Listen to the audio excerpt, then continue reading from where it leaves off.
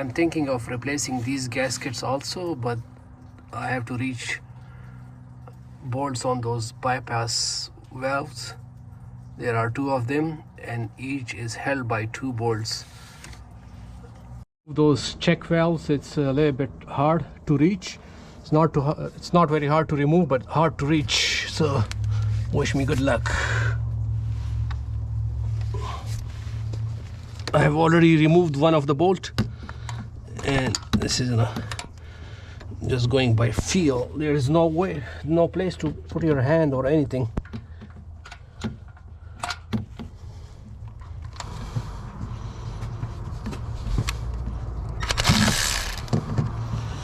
Okay, I think I'm gonna try this other one.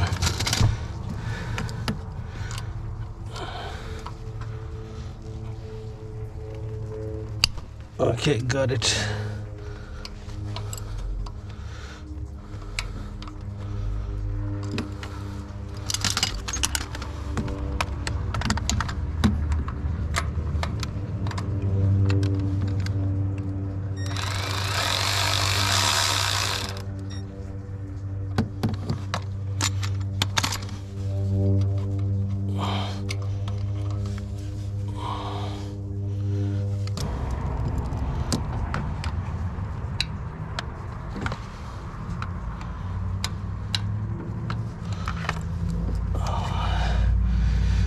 Cannot move my head closer to it because I have a camera mounted on my head, so I'm gonna remove the camera and try to get closer to it to see what I'm doing.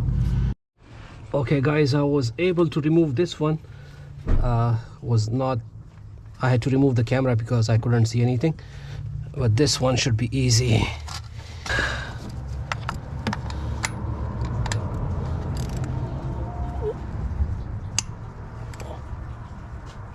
Oh, son of a gun. Oh no. Nothing is easy.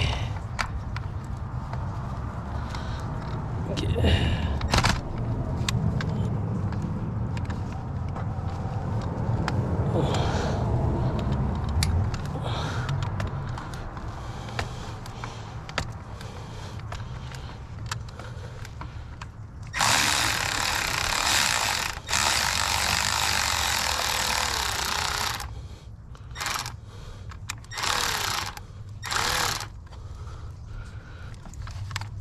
Okay, let my ratchet go.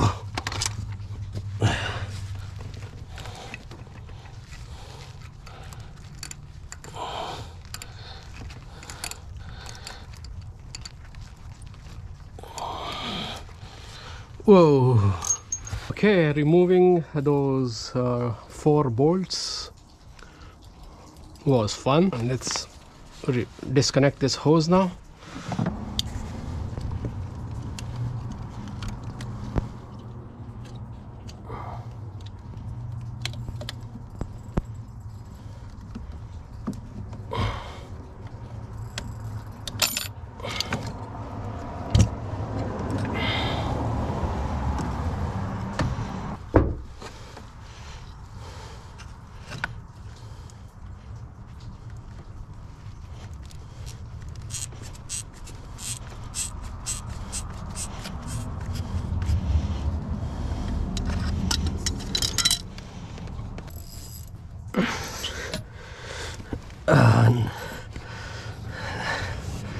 That was not too bad. 6-inch extension, and this is 12mm bolt.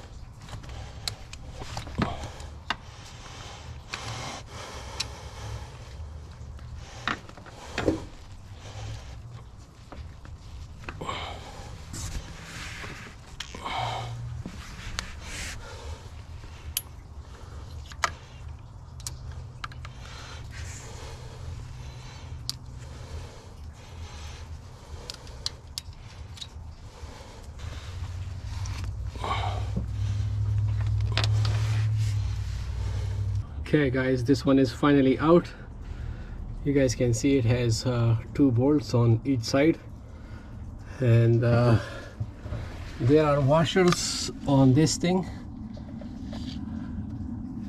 and this seal was about to fail.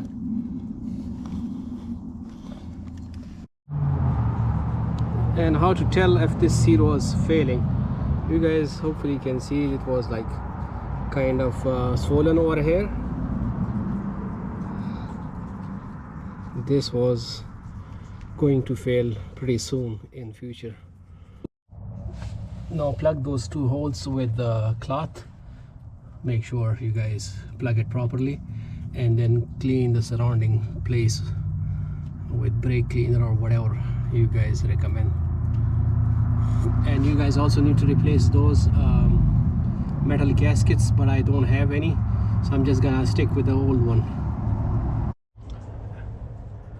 Now it's a lot easy to replace the starter because this bypass pipe is not in the way, so the starter is held by only 2 bolts right over here. That's what I see, but I'm not going to replace my starter because I don't have extra cash to just keep burning.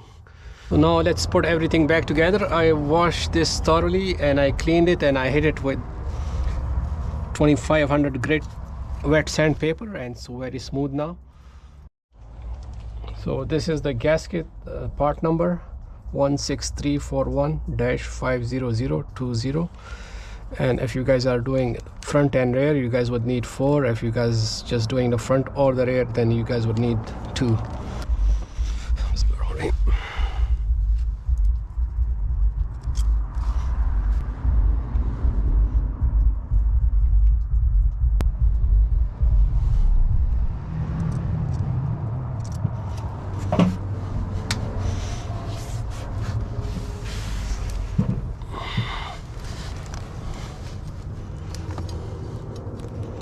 So make sure you guys slide this over those gaskets, and don't take out those gaskets by accident. That's what I'm doing right now. Make sure whenever you guys are putting bolts, make sure that the gasket or that metal gasket is sitting flush. What happened to me is one of the metal gaskets slipped away and it fell down, so I had to undo everything and put that metal gasket back. And then there was a lot of hard work and some good luck. I was finally able to line those bolts back. Lining those back up was very hard. It took me almost hour and a half to line them back up, and I believe the torque spec for these is 153 inch-pounds.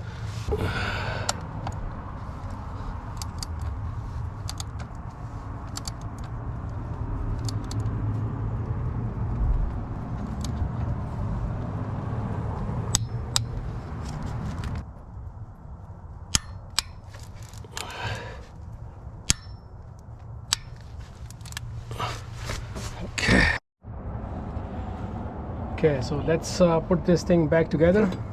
This one.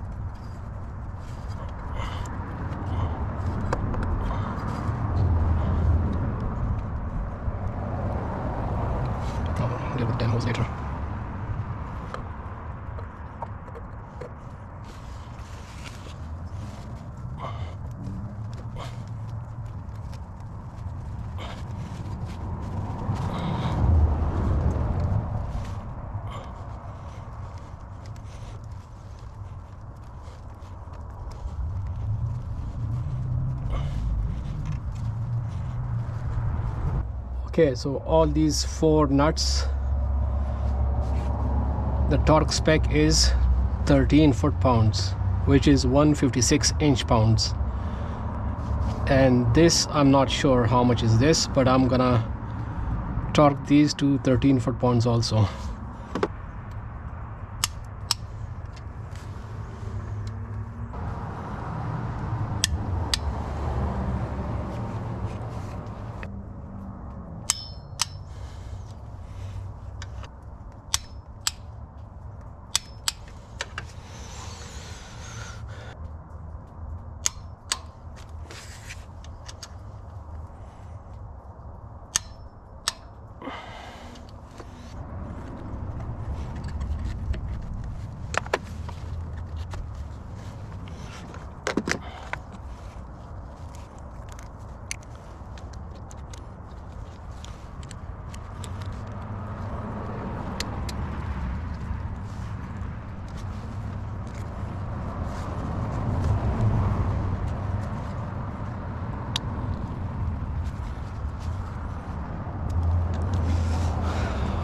One word of advice: whenever you guys are putting these constant tension clamps back, make sure it goes back the same way it came in. Like if it's in this position, put it back in the same position, otherwise it's gonna leak. But if it's a brand new hose, then it don't really matter.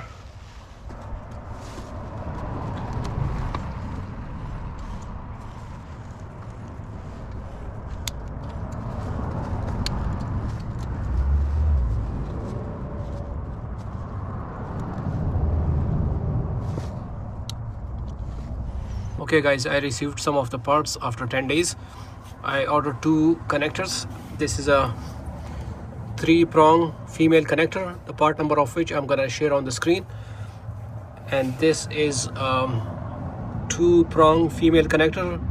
Please look for the part number on the screen. And I also stripped this bolt, not the bolt but the nut with the stud. So I placed an order for the stud and the nut separately, because stud has a separate part number and nut has a separate part number. And then this knock sensor wire was hanging just by a thread, and I tried to solder it properly and I tried to deepen it. So during deepening process, I broke this connector also. So now I'm waiting for this connector. Hopefully it's gonna show up either tomorrow or day after tomorrow. And the part number of this connector is the same as the part number for the injectors, and I will share the part number for this knock sensor connector on the screen.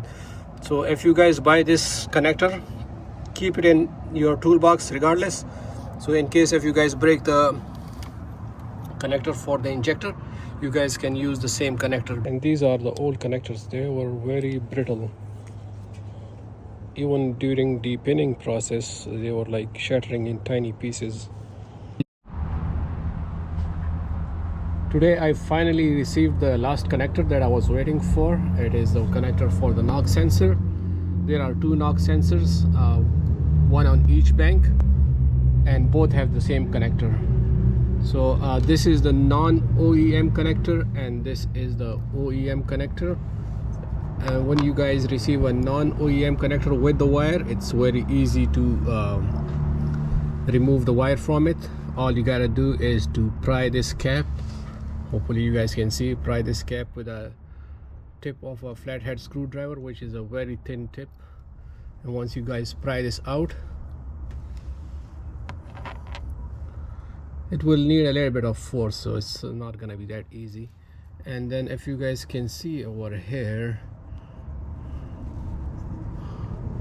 where the slit is, this round slit, there are 2 tabs that are pressed in. So you guys have to lift those tabs.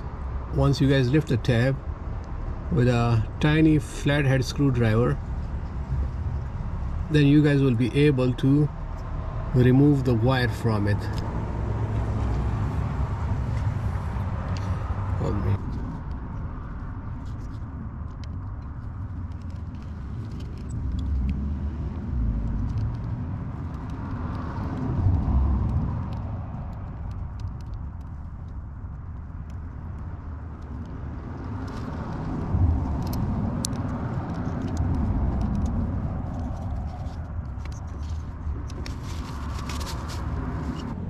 So the whole purpose of removing the intake manifold from the car was to install a filter on it, and this is the filter. I bought this filter on AliExpress for $4.50 free shipping, and the diameter of this filter is 24 millimeter, and this clamp, warm gear or whatever that thing is called, this clamp is 25 millimeter to 38 millimeter. And some people buy this from Amazon for $20 to $30, and it's called Uni 107 1-inch clamp on filter. So this is, some people sell it for 20 bucks.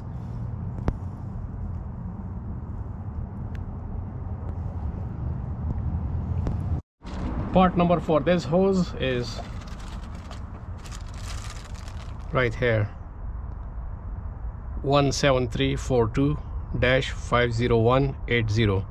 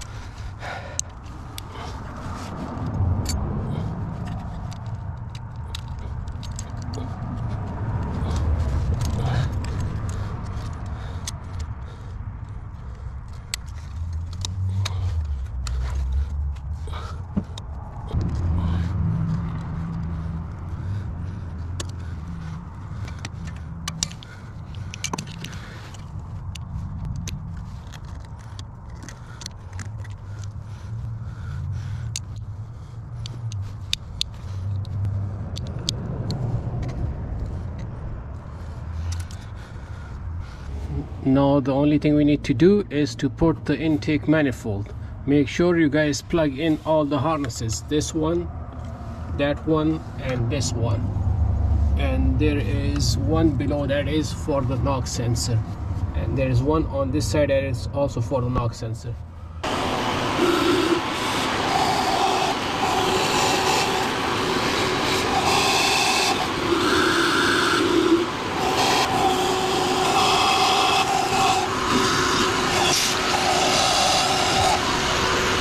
This is the part number for intake manifold gasket.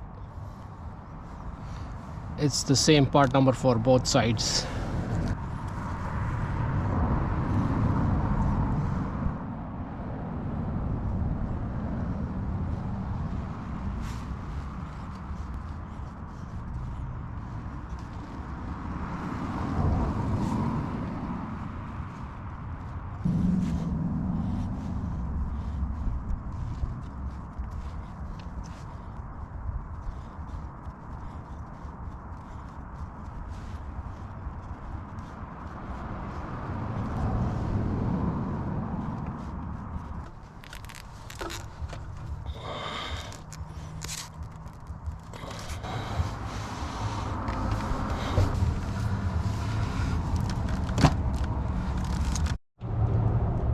You guys need to make sure this fuel line, that solid fuel pipe, it should be under the harness.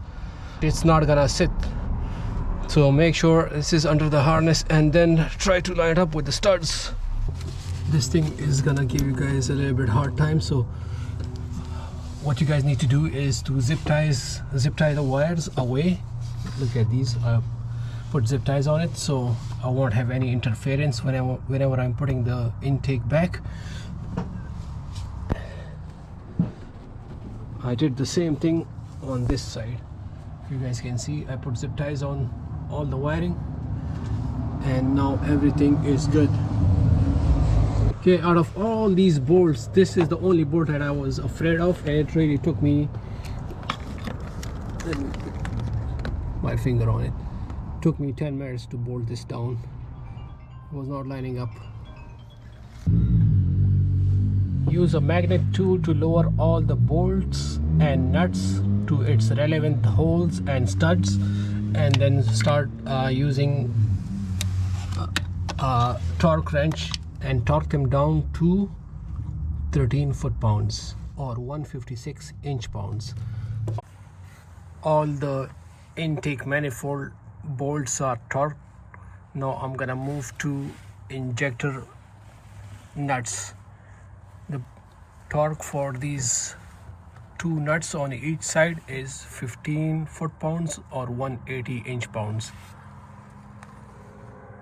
Throttle body torque spec according to internet is 13 foot-pounds, but I'm not gonna go that way, so I'm just gonna keep it snug and tight.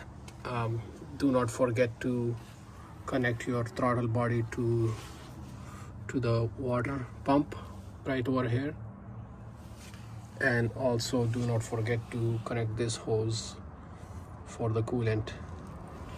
These two hoses are for the coolant. Everything is back together. I'm not gonna put the engine cover because I'm gonna check the leaks. Hopefully we don't have any check engine light. I did add some coolant to the radiator, but I haven't started the car yet, so I'm gonna add some coolant right now, or maybe I should add later. So let's check, let's see if it's gonna start.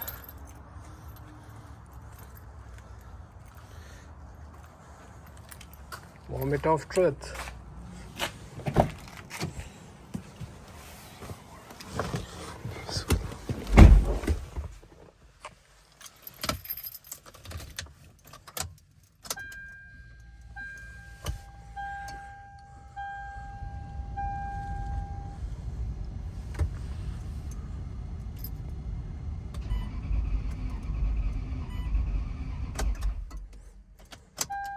It's not starting.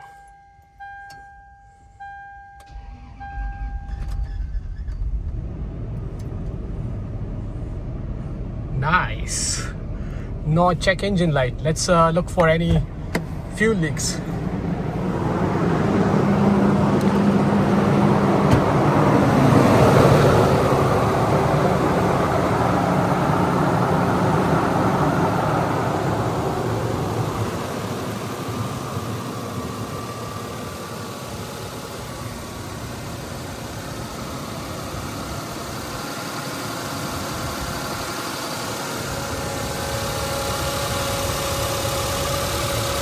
Always look for the fuel leak right next to that fuel damper.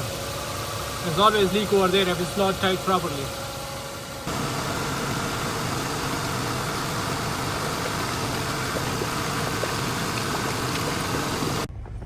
I filled that funnel from coolant. I'm gonna increase the speed, the heater all the way to the max. And the blower.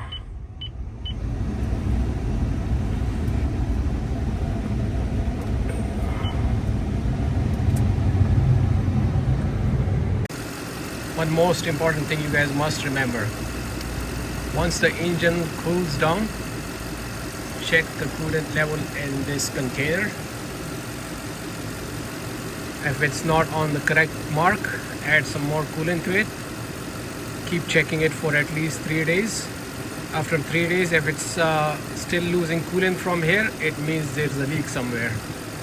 If the coolant level stays at the correct level, that means everything is done perfectly all right. Okay guys, that's it. Thank you very much, and you guys have a nice day. Bye.